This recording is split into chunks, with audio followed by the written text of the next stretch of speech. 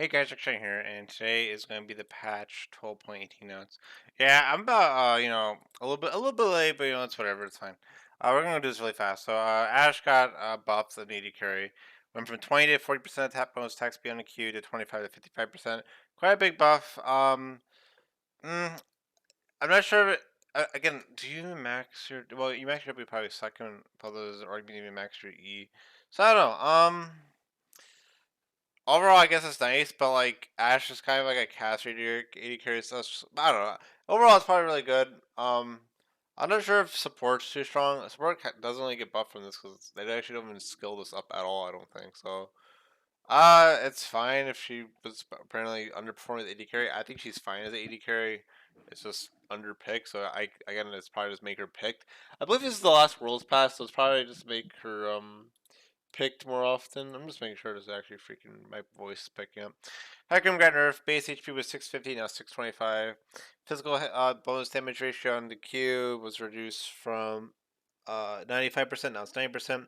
Increased damage per attack was 4% plus 6% per 100% AD. Now it's 4%, so still the same flat, but it's only 5% per 100% AD now. Percent of post mitigation healed was 30% plus 2.5% per 100% AD. Bonus 80. Now it's 25% plus 2%, not 2.5% per 100% bonus 80. Yeah, it still had his healing still had from allies. Like if they deal 1,000 damage, he'll only heal half of that 25% and such. So, overall, probably fine. Again, I don't really know what the rework accomplished. Maybe it made him better to perform in like famine scenarios, although when he's in famine scenarios, I see Hecarim just gank and they somehow get fed because people are stupid, so I don't know. I don't know. People really underplayed it. Some dumb people were like, oh, that Hecarim buff's nothing, it's just 10 armor or something, and it's like, Rambus gets 200 armor. Like, why are you comparing champions like that? I don't know. Um, Overall good. The one thing I hate about Hecarim, honestly, Hecarim's tainted. There's some guy, I honestly do not know his name, but it's some gross guy, and he's like, oh, like people act like Hecarim got changed because of him, and I don't freaking know, but I'm pretty sure no. Hey, power to me, right? And it's just like, why? It's just like Hecarim's just kind of always been on the radar. He's been on 46, 47% win rate champion, but I'm not joking. He's probably gonna be like Viego and Lee, where like they're both extremely strong champions, but it's just like tainted by absolute garbage players, you know. And Hecarim's also not even hard to play. He's so easy to play. He's very linear. The only decision making that's different is like back. Like I think the reason the Loyals would suck at him is because they don't back out with them. They don't walk around, charge the E, and go. A lot of people just like they go in with E. Oh, they E can back up instead of using the E to get distance and bonus attack damage. They just E for like an auto reset. Like, what are you doing? That's not how you even play Hecarim. But yeah, I honestly just hate it because like, bro, these people literally worship people like whoever. I don't know who the guy is, but people, oh, he's the best Hecarim. Like, bro, what the fuck? That's such a bold statement, brother. And it's like, oh, he's the reason. And it's like, bro, this guy's a cheater. This guy's been caught. This guy bragged. He's not been caught. He brags about win trading, brags about MMR abusing, and people will think he's the best. Like, what the fuck? I don't know. It's crazy, bro. It's crazy. Callista. Base HP was 604. Now it's 574, so 30 less. I guess she's just overperforming. She's getting to a late game too safe. Hurts all stages game early, especially. So she's just more vulnerable. Callista's very good. I still think she's really good. So, yep. Kane. Darkin got Q damage reduced. Darkin Q damage was 65% 80, plus 5% of the target's max HP, plus 5% per 1% AD. Everything's the same besides AD ratio. So instead of 5% per 100% AD, it's 3.5% per 100% AD. This impacts his actual healing since the damage he deals is based on uh, impacts his healing.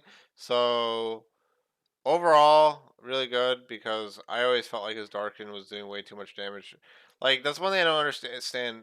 Kane was like broken for like ever since the durability patch, and you just seen constant Reddit threads about it, and it's like, why don't we like look into this guy as a writer? You know, I said like there's a writer I know. He's just like, well, he's strong, but like, and like I even say things such as like I've seen the videos and like they play it awful, but it's like I still think a drain tank like this is still doing too much damage. Same thing with Aatrox. Like Aatrox is broken as hell still. I'm not sure how he avoided the nerfs, but wow, I don't know. I honestly have no idea. Like Riot went from this hard on, we got to keep Aatrox at 46% win champion to like, you know what, let's just make him broken 51, 53% win rate. Like, I don't understand. I think he's a 58% win rate pro player or something. Lee got buffed. Health growth was 99, now it's 105. W lifesteal and spell event was 5 to 23%, now it's 5 to 27%. Overall, pretty big considering he is W, I believe, is max second, and the health growth is, you know, it's just health. Um, Not as big as the last buff. The last patch buffs were ginormous, like ginormous, and people call them placebo buffs. Like, bro, these are like the people that think their brain is the size of Jupiter, and like they just love saying like, oh, like outlandish statements. Like it was a buff, and like your brain naturally says, "Oh my god, they're gonna be really strong, potentially OP," or like, "Oh, they might be pushed over the edge." But like these people have like the brain the size of Jupiter, and they're like, you know what? I gotta stand out. I'm gonna say it's a placebo. This is literally how these people think. It's actually freaking crazy. Lulu, movement speed on her W was 30%. Now it's 25%. Disabled duration is 1.25% to 2.25%. Now it's 1.2 to 2 seconds. Cooldown was 17 to 13. Now it's 17 to 15. Um, so the biggest nerf, honestly, was the flat movement speed increase from 30% to 25%. Still strong. Cooldown is still the same. It just hurts if you max it, and disable duration was reduced by zero point 0.5. Overall, it doesn't really affect her. Even if she maxes a second, it doesn't matter. And if she maxes a third, well, she probably isn't going to max a third ability because supports like should never really get like the ability to even max a third ability like ever. So it's really a choice. It's just not as strong as a CC. If people don't build Merc Treads, it's still very strong. If they do build Merc Treads, well, tough luck, but still good. Um, but it's important to note the movement speed. I'm not sure if the movement speed the when you buff someone movement speed, I don't think that was reduced the duration. So again, the movement speed, not the duration, was changed. The actual movement speed was changed, which is huge, and the disabled duration was the thing that was changed, and the overall cooldown. So people go slower and people get CC less, and the cooldown is still the same until later ranks. So it's pretty much the same. Honestly, still pretty much the same cooldown unless you plan on maxing a second. So no impact until level 8 or really realistically like level 10. And yeah, people move slower. So overall, pretty good. I like it. I think this hurts on mid Lulu, like soloing Lulu a lot. I think this actually impacts soloing Lulu more than anything. Like Diamond support, I know she don't think this impacts support Lulu that much. It's actually probably mostly soloing Lulu because soloing Lulu, like getting away and kiting, is like really dedicated by like kiting. So that's pretty big in soloing Lulu. I think this actually really hurts soloing Lulu. Maokai, heal on passive was 4.8 to 14%. Now it's 4.5 to 12% based on level, so just a little bit nerfed. Not a really big deal because again, it's pretty much the same value level one. Cube Rainbow Smash bonus damage monsters was 40 to 120. That's 80 to 160. Um, Double damage buff on the early game, but the thing is, there's a long cooldown. It's not like you can spam. It's not like it's like an on hit. Um, it's probably fine. Yeah, I think I can I actually haven't looked at win rate, so I actually don't know how these changes actually went up faring. But it's probably fine. Maokai, because again, Ryan said they don't want every champion to be full clear champion, which is fine as long as they have something to offer. Um, I kind of wish other champions got that, but whatever, it's fine. I mean, this is whatever. Like it was underperforming, and so they just want Maokai to jungle. So whatever. Damage on Sapling was 55 to 155. Now it's 55. What did they even do? All they did was give it 5% more, 2.5% more AP ratio on the and empowered AP ratio was increased from no, it was lowered. What was even changed here? they lowered the empowered ratio from 85% to 80%, so pretty irrelevant. Bug fixes. Fix the bug that would sometimes cause Maokai Q to pull targets closer to him as opposed to knocking them away. Very weird, not sure if that's a bug or a nerf. Fix the bug that would cause Maokai's R to be narrower than intended. Um, I guess whatever, if that's supposed to be like that. Whatever. It's a bug, so it's hard to say. This has a big impact. Well, it shouldn't have existed anyway. Um, yeah, making sure I'm just freaking recording, guys. It's so funny. Misfortunate attack damage growth was 2.7, now it's 2.4. Health growth was 107, now it's 103. Um,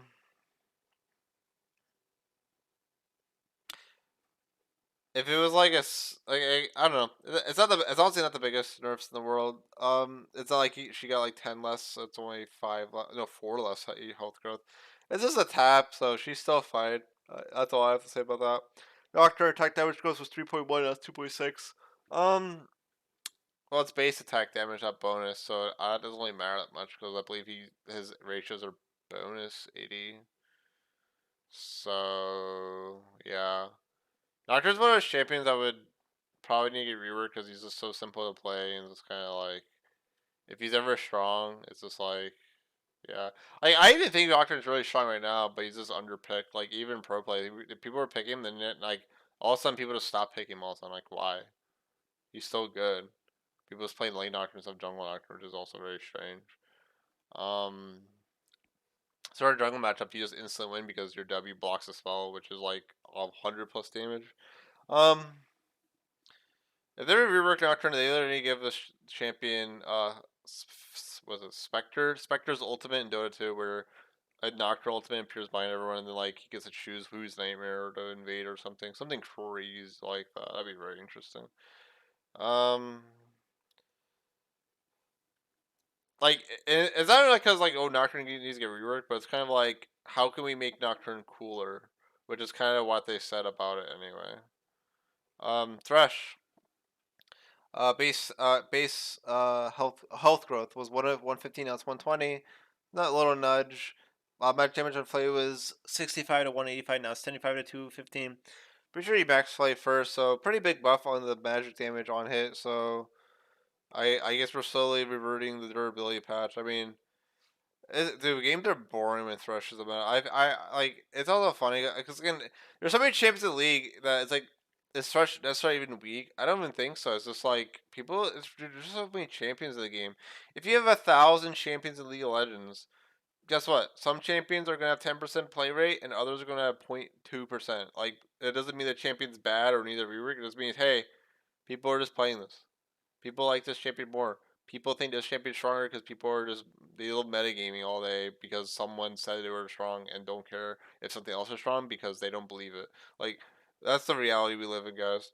Udyr, health growth was 106 and now it's 898. Armor growth was 5.2 to 4.7. Q Wilding Claw mana cost was 45 to 28 based on level, now it's 20. The Power Lightning Strike AP ratio was 0.6% per 100% AP, now it's 0.8% per 100% AP. Udyr's first two, now it's new effect.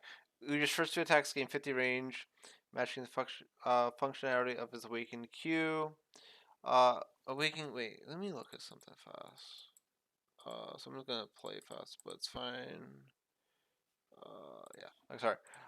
So Awaken Q now deals an additional 2.5% based on level, plus 0.03.